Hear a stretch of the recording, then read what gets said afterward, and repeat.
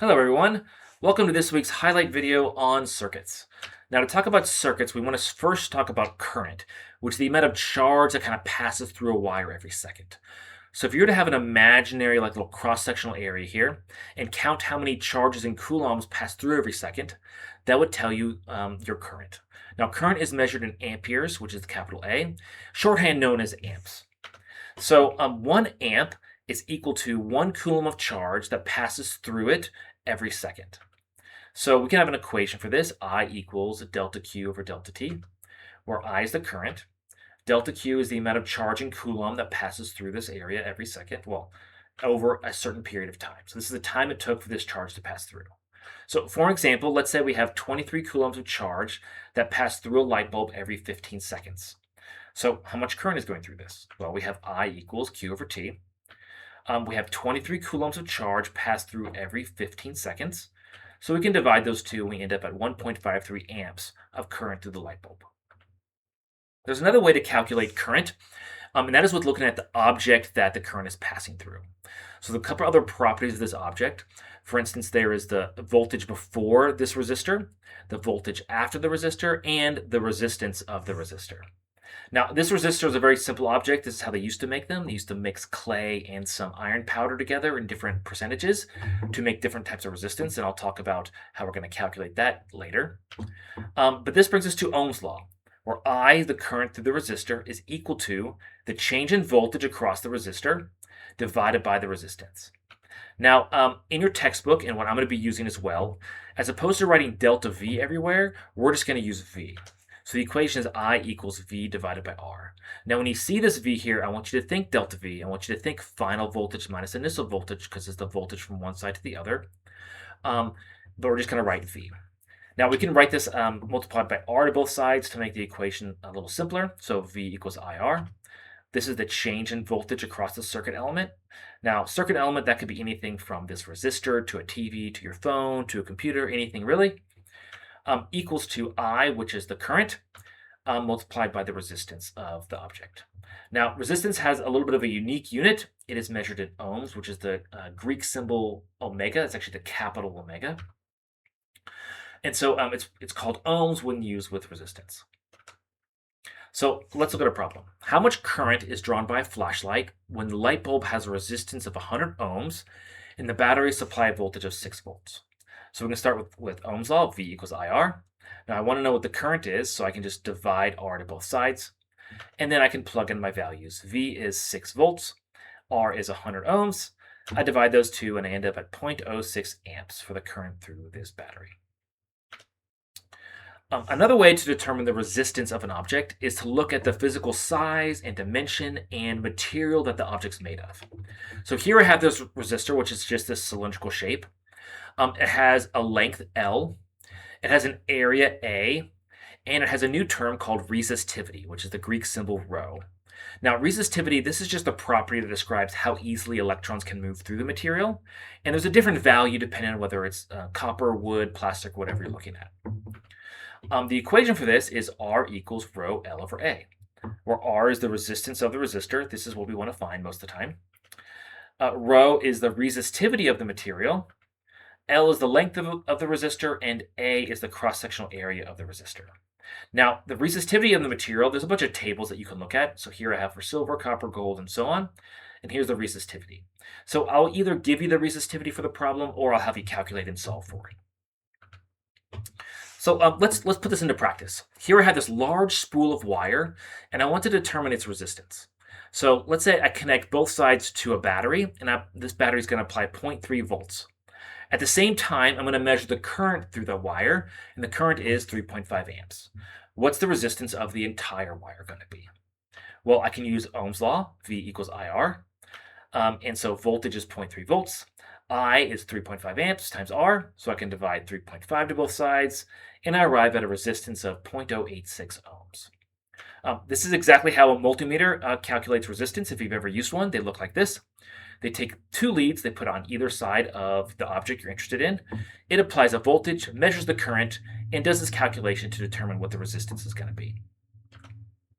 But The main goal here is we want to know how long this wire is. So this is a huge spool of wire. It'd be quite challenging to unspool it to measure it if you don't want to use it right away, or to kind of estimate how long the wire is going to be depending on how many loops it has. So it'd be quite challenging. But thankfully, we can use our information here to determine how long this is going to be. So here it's made of copper. So I give you the resistivity of copper. And I give you the diameter of the copper core. So that's where the current's going to be passing through. So not the whole thing, not the plastic sheath on top, but also the copper core inside is the main thing we're looking for, our diameter here. Now, we can use our resistance equation, which is R equals rho L over A. And we eventually want to solve for what the length's going to be. So we can multiply A to both sides, and we can divide rho to both sides. So we end up with an equation here, L equals RA over rho. Now, we know the resistance is 0.086 ohms. We know the resistivity, we have it for copper here, but we don't know the area, the cross-sectional area of our wire. But we do have the diameter. So we can use that diameter to calculate the area. So let's do that first. So let's first find the cross-sectional area. So area for a circle is pi d squared over 4. You can use pi r squared if you want and take the diameter divided by 2 to get the radius. You're going to get the same answer. We can plug our numbers in here and we arrive at a cross-sectional area of this value here. So then we can just plug it in. So L equals RA over rho. We plug in all of our values and we arrive at a length of 393 meters.